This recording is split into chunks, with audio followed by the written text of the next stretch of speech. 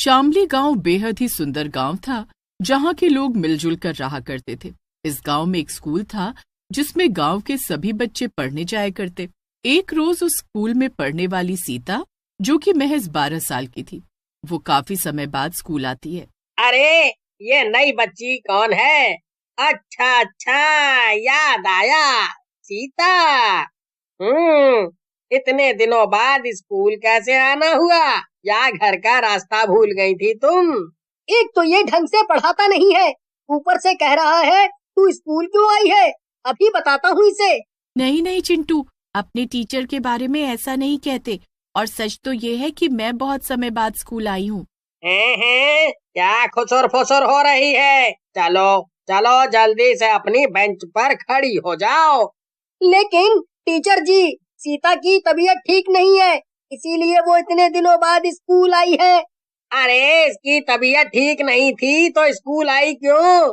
और पढ़ने लिखने की भी क्या जरूरत? सावित्री काकी ने हेडमास्टर साहब को एप्लीकेशन दिया था कि सीता 20 दिनों की छुट्टी पर है, और आज वो 20 दिनों बाद आई है। तू बड़ी तारीफ कर रहा है सीता की, तुझसे क्या लेना देना है उसका? चलो अच्छा है, तेरे साथ कोई तो बेंच पर खड़ा होने वाला मिल गया। दोनों अपनी अपनी सीट पर खड़े हो जाओ और बाकी के बच्चों को जो काम दिया है वो पूरा करके लाए हो ना। भास्कर गांव के स्कूल के बच्चों को पढ़ाता कम और उनको डराता ज्यादा था, जिस वजह से भास्कर बच्चों को जो कहता बच्चे वो करते। चिंटू, अब तो लंच हो गया और मुझे चक्कर आ रहा है। फिक्र क्यों करती है, मैं हूँ ना। जिस दिन ये मेरे घर के सामने से गुजरेगा ना, उस दिन मैं इसे बताऊंगा। अभी तो ये स्कूल में है तो अपनी दादागिरी आ रहा है। अपने टीचर को ऐसे नहीं बोलते, मैंने तुझे अभी बताया ना। तभी सीता बेहोश होकर गिर जाती है और उसके सर में गहरी चोट लग जाती है, जिसके बाद सीता को स्कूल से छुट्टी मिल जाती है। अरे चिंटू, सीता, तुम दोनों स्कूल से जल्दी कैसे आ गए? कुछ नहीं, बस सीता गिर गई थी, उसे चक्कर आया और वो गिर पड़ी, उसके सिर पर चोट आ गई है। हाँ माँ, मैं चक्कर खाकर गिर गई और सर में चोट लग गई है। हेडमास्टर साहब ने कहा है कि मैं कुछ दिन और छुट्टी ले लूं। आज पूरे 20 दिन पर तो स्कूल गई थी। सीता पिछले काफी समय से बीमार थी। उसे अस्थमा था और किसी भी वक्त सीता को अस्थमा का अटैक आ जाता। अस्थमा के अटैक के कारण वो कहीं भी बेचैन हो जाती, जिस वजह से पिछले काफी समय से सीता का इलाज चल रहा था। सीता के पिता पैसे खर्च होता देख उसे नापसंद करने लगे थे। चिंटू, तू घर जा, और सीता चल बेटा, अंदर तेरे लिए खाना बना देती हूँ। सावित्री भी सीता की तबीयत को लेकर परेशान रहा करती। अब सीता घर से ही पढ़ने लगी थी। रोज देर शाम चिंटू और सीता दोनों ही बैठकर पढ़ाई किया करते। सीता पढ़ने में काफी होशियार थी। एक दिन चिंटू देर शाम स्कूल से आता है और सावित्री से कहता है, सावित्री काकी, सीता को बता देना 10 दिन बाद से एग्जाम शुरू है, तो थोड़ा पढ़ने पर और ज्यादा ध्यान देना होगा। लो, कर लो बात। इस एग्जाम को भी अभी आना था। कोई बात नहीं, तुम दोनों मिलकर तो एक साथ पढ़ते ही हो ना। क्या कहा तूने? एग्जाम आ रहा है? भगवान, फिर तो मुझे कल से स्कूल आना होगा। नहीं नहीं नहीं, अभी लगातार तुझे 3 दिन चेकअप के लिए जाना है। पढ़ाई तो तेरी घर से ही हो पाएगी बेटा, और अगर इस साल पास नहीं हुई तो अगले साल फिर से एग्जाम दे लेना। हाँ हाँ, क्यों नहीं। पैसे तो पेड़ में लग रहे हैं, बाप कमा रहा है, बच्चे उड़ा रहे हैं, पत्नी को कोई फर्क नहीं पड़ता। क्यों, सही कहा ना? बच्चों को ताने देना और बीवी को सुनाना, यही आता है आपको। पहले ही कह देता हूँ, अगर इस बार ये एग्जाम में फेल हो गई या फिर इसके अच्छे नंबर नहीं आते हैं तो अगले दिन से इसे स्कूल जाने की जरूरत नहीं, बैठी रहे घर में। कुछ साल बाद शादी करके अपने घर जाए। ठीक है सीता, मैं चलता हूँ। एग्जाम तो हम पास करके रहेंगे। अंकल, आपको इतना सोचने की जरूरत नहीं है। आता हूँ तेरे घर भी तेरे पिता से शिकायत करूंगा। आजकल बच्चे भी बड़ों से बात करना भूल गए हैं। गोपीनाथ अपने कामों में लग जाता है। इधर सीता देर शाम चिंटू के साथ पढ़ने बैठ जाती है। लगातार वो दिन रात मेहनत कर रही थी।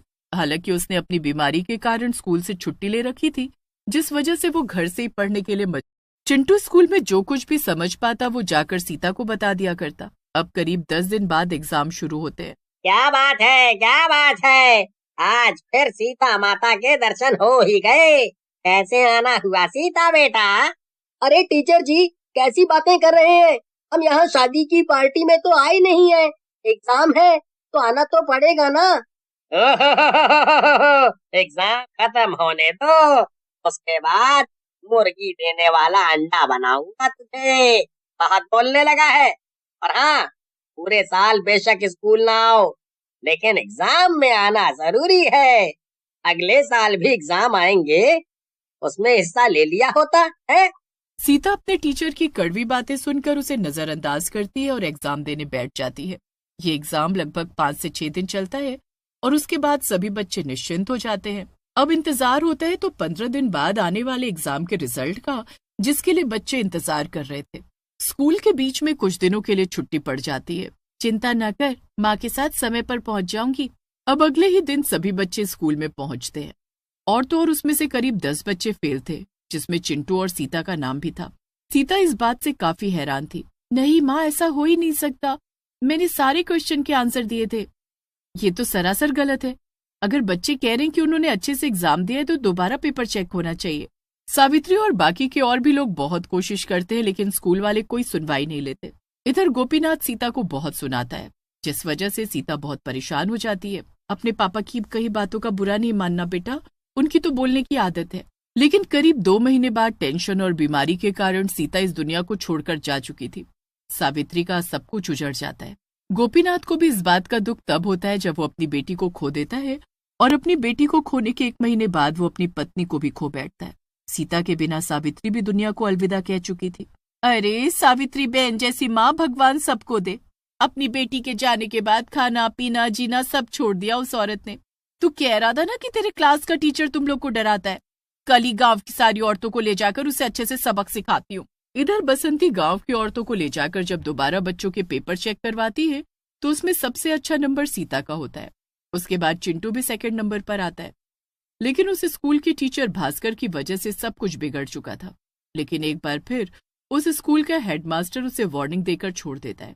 एक रोज शाम के वक्त जब बच्चों की छुट्टी हो जाती है तो भास्कर अकेला बैठा फोन चला रहा था। क्यों, तुझे मुझे घर भेजने की बहुत जल्दी है, लेकिन अब तू घर जा पाएगा या नहीं कैसे पता। इतना सुनते ही भास्कर के हाथ से उसका फोन गिर जाता है।